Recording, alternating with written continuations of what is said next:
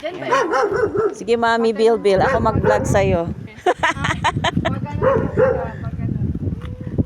Pa-upslope siya, ma'am. Opo, pa-up na siya. Pero Pa-slope na siya dun, pero... gentle upslope siya. Ano, ma'am? Okay po. Bella.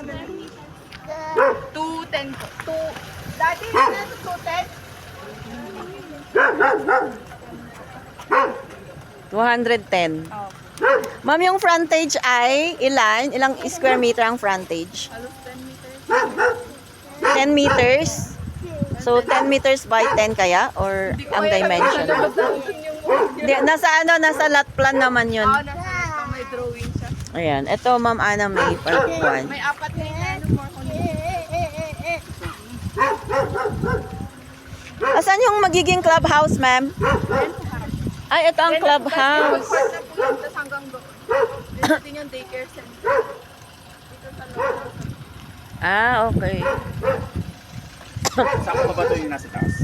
No, iba na to, Iba ma'am. na to. Ay, you mean sa subdivision? Opo. Subdivision pa rin. Goshen pa rin yan.